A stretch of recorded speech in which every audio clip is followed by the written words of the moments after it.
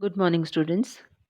Myself, Dr. Jayashree Davre, Assistant Professor, Department of Zoology. पिछले lecture में हम लोग पढ़ रहे थे प्रोटीन मेटाबॉलिज्म के बारे में। इसी टॉपिक को हम आज कंटिन्यू करेंगे और शुरू करेंगे यूरिया साइकिल या ऑर्निथीन साइकिल से। प्रोटीन मेटाबॉलिज्म में ये साइकिल बहुत ही इंपॉर्टेंट होती है।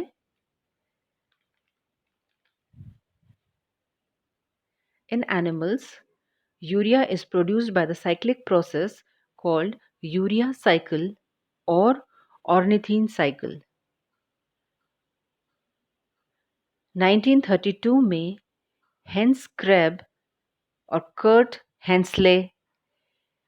हैंसलिथ ने प्रस्तावित किया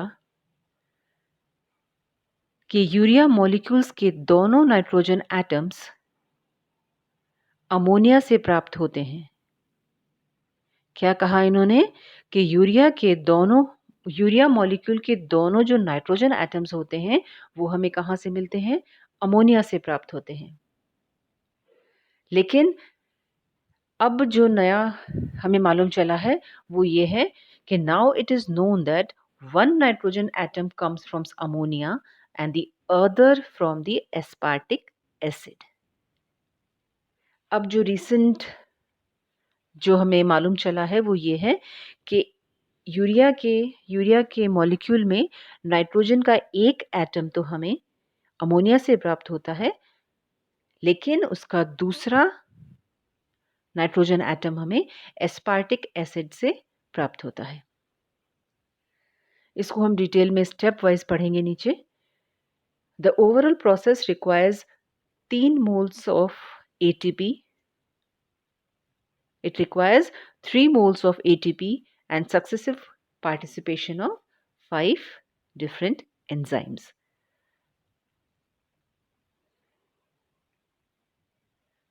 रिएक्शन फर्स्ट होती है इसमें सिंथेसिस ऑफ कार्बामिल फॉस्फेट। इस रिएक्शन को यहाँ लाइन डायग्राम द्वारा भी समझाया गया है। अमोनियम आयंस के फॉर्म में अमोनिया का एक मॉलिक्यूल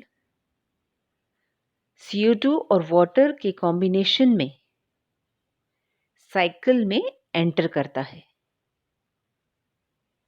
और condensation with 2 moles of ATP results in the formation of carbamyl phosphate.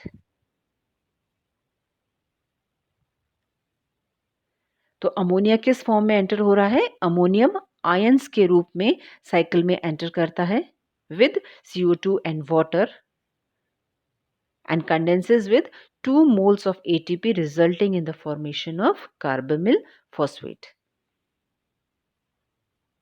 यहाँ हम रिएक्शन में देख सकते हैं ammonium ions plus 2 ATP, H2O उसमें है यानी कि वाटर और कार्बन डाइऑक्साइड। कंडेंसेशन के बाद क्या बना रहे हैं? कार्बामिल फॉस्फेट। यह रिएक्शन कार्बामिल फॉस्फेट सिंथेटेज एंजाइम द्वारा मैग्नीशियम की प्रेजेंस में कैटेलाइज होती है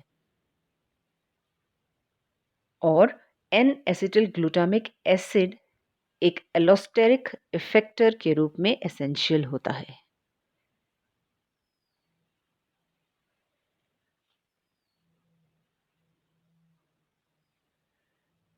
Step 2 of the urea synthesis cycle या ornithine cycle is synthesis of citrulline. अब कार्बामिल फॉस्फेट के कार्बामिल पार्ट का ऑर्निथीन में ट्रांसफर लिवर माइटोकॉन्ड्रिया के ऑर्निथीन कार्बामिल ट्रांसफीरेज एंजाइम द्वारा कैटेलाइज किया जाता है। This reaction results in the formation of citrulline. कहाँ हो रही है ये रिएक्शन? लिवर के माइटोकॉन्ड्रिया में।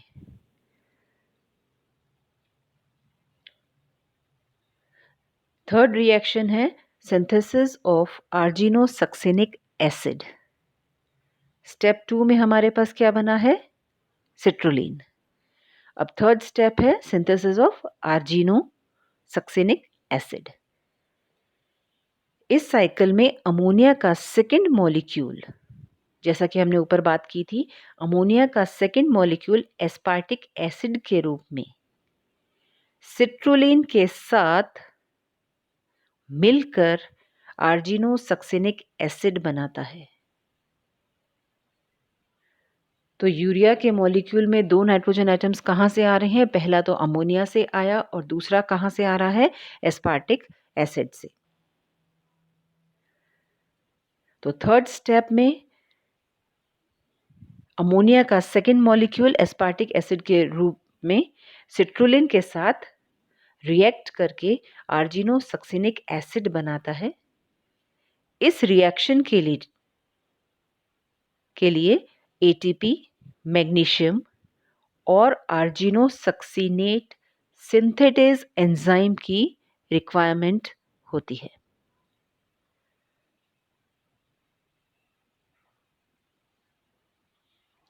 Now the fourth reaction is the cleavage of arginosuccinic acid to arginine. अब जो स्टेप 3 में बना था हमारे पास आर्जिनोसक्सिनिक एसिड, इस आर्जिनोसक्सिनिक एसिड का एक पार्ट फ्यूमेरिक एसिड के रूप में खोकर या लूज करके आर्जिनाइन बन जाता है। तो आर्जिनोसक्सिनिक एसिड में से क्या बाहर निकला? केवल फ्यूमेरिक एसिड, और the remaining is arginine. This reaction is catalyzed by arginosuccinase. Now last and the fifth reaction is cleavage of arginine to ornithine and urea. Arginine का हाइड्रोलिसिस यूरिया का सोर्स होता है। Urea is formed by the action of the enzyme arginase, which is present in the liver of all ureotelic organisms.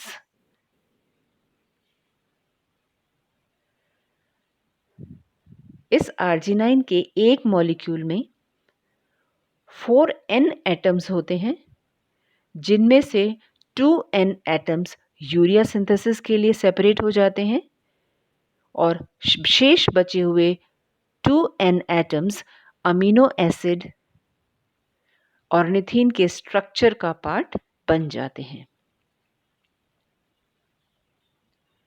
Ammonia के comparison में urea बहुत कम toxic होता है और इसका पानी में सॉल्युबिलिटी भी उससे ज़्यादा होती है। अब पूरी की पूरी यूरिया साइकिल या अपन कहें ऑर्निथिन साइकिल को अपन लाइन डायग्राम के द्वारा इस तरह से भी समझ सकते हैं।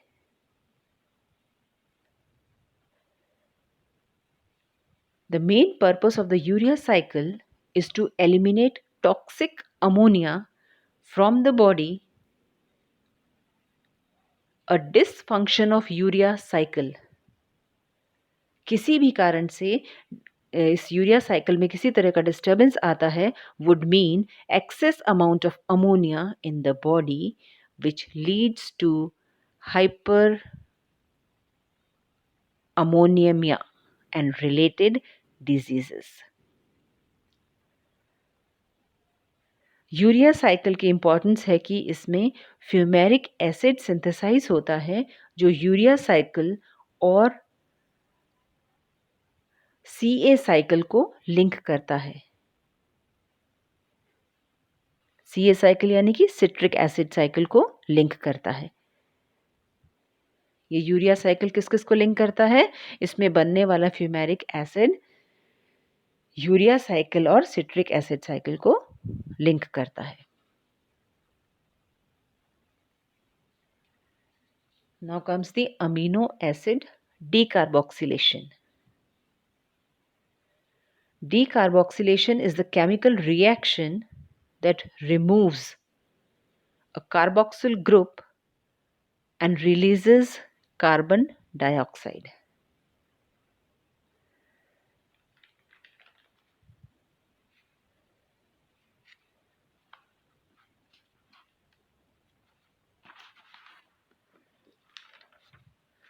Some metabolically significant amines formed as a result of decarboxylation are, for example, first है गामा अमीनोब्यूटारिक एसिड, जिसको हम शॉर्ट फॉर्म में गाबा GABA गाबा भी कहते हैं। ये एनिमल्स के सेंट्रल नर्वस सिस्टम में बहुत इंपॉर्टेंट कंपाउंड है और मेमेलियन सेरिबेलम में साइनेप्सिस में इनहिबिटरी ट्रांसमीटर का काम करता है। गाबा ग्लूटामिक एसिड के अल्फा कार्बोक्सिल ग्रुप के एंजाइमेटिक डीकार्बोक्सिलेशन से बनता है।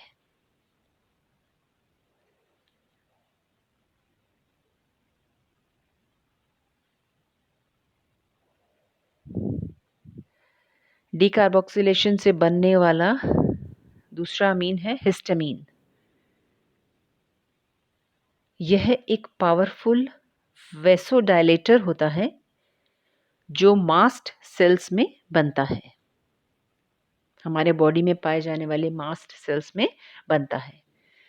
दूसरे टिश्यूज जैसे लंग्स, लिवर्स, मसल्स और गैस्ट्रिक म्यूकोसा में भी हाई हिस्टामिन कंटेंट होता है।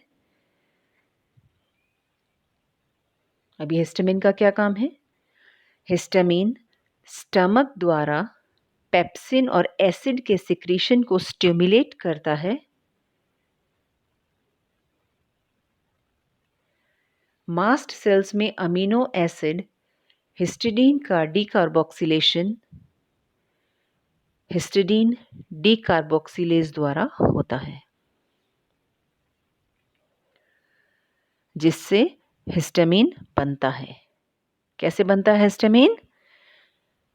मास्ट सेल में अमीनो एसिड हिस्टिडीन का डीकार्बोक्सिलेशन कौन से एंजाइम द्वारा होता है? हिस्टिडीन डीकार्बोक्सिलेज द्वारा होता है और उसके बाद बनता है हिस्टामिन।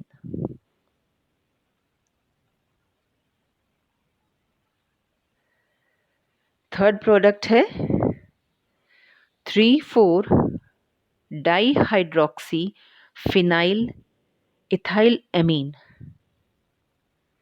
जिसको कि हम शॉर्ट फॉर्म में डोप अमीन भी कहते हैं।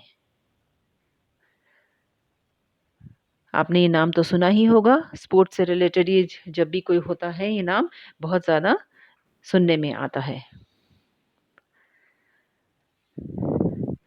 3,4 डाइहाइड्रोक्सी फिनाइल एलेनाइन के डीकार्बोक्सिलेशन के समय बनने वाला इंटरमीडिएट है। डोपामीन क्या है? डोपामीन 3,4 डाइहाइड्रोक्सी फिनाइल एलेनाइन के डीकार्बोक्सिलेशन के समय बनने वाला एक इंटरमीडिएट है। This reaction is catalyzed by dopa decarboxylase और ये जो डोपामीन है it serves as a inhibitory neurotransmitter.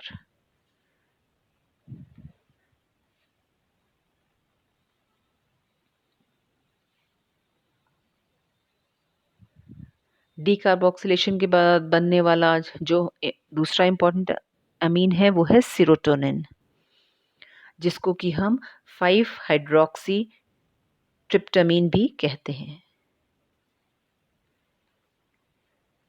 5 hydroxy tryptophan पर specific enzyme 5 hydroxy tryptophan decarboxylase के एक्शन के द्वारा सेरोटोनिन बनता है। यह एंजाइम ब्रेन और किडनी में प्रेजेंट होता है।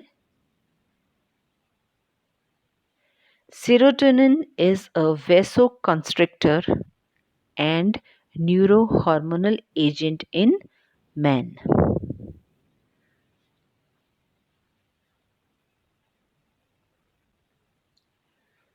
Now the hormonal regulation of the protein metabolism. कौन कौन से हार्मोन्स प्रोटीन मेटाबॉलिज्म को अफेक्ट करते हैं? इसको अपन दो कैटेगरीज में डिवाइड कर सकते हैं. फर्स्ट है insulin. Insulin is the primary anabolic hormone, जबकि ग्लूकागोन और कॉर्टिसोल दोनों ही कैटाबॉलिक हार्मोन्स होते हैं.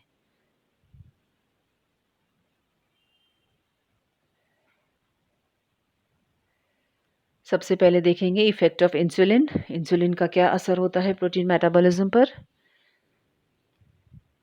It promotes transport of amino acids. साथ ही साथ it also promotes protein synthesis and gene transcription.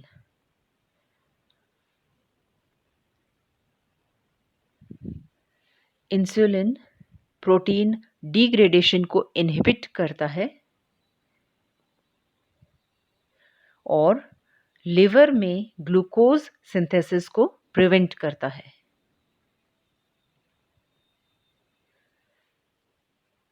Insulin preserves amino acids. Lack of insulin causes elimination of protein stores.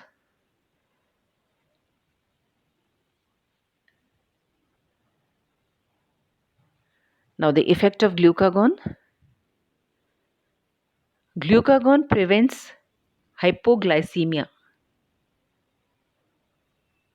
Further, it increases glucose synthesis from amino acids. It increases with exercise independent of blood glucose.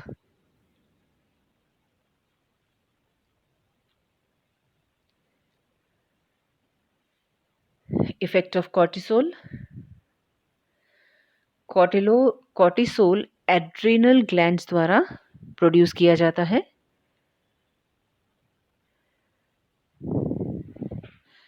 Cortisol metabolism को effect करते हैं by stimulating protein degradation in muscles, while it activates protein synthesis in liver tissues. क्या काम करता है cortisol? It stimulates protein degradation in the muscles. Muscles के अंदर तो प्रोटीन का डिग्रेडेशन स्टिमुलेट करता है, जबकि लिवर में, लिवर टिश्यूज में it activates protein synthesis.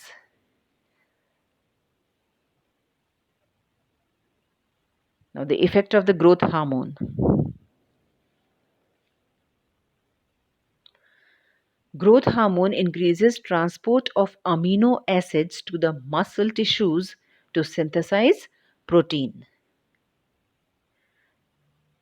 Amino acids का ट्रांसपोर्ट बढ़ा देते हैं, मसल्स के लिए ट्रांसपोर्ट बढ़ा देते हैं ताकि प्रोटीन सिंथेसिस हो सके. Growth hormone stimulates protein anabolism in many tissues. This effect reflects increased amino acid uptake, increased protein synthesis, and decreased oxidation of proteins.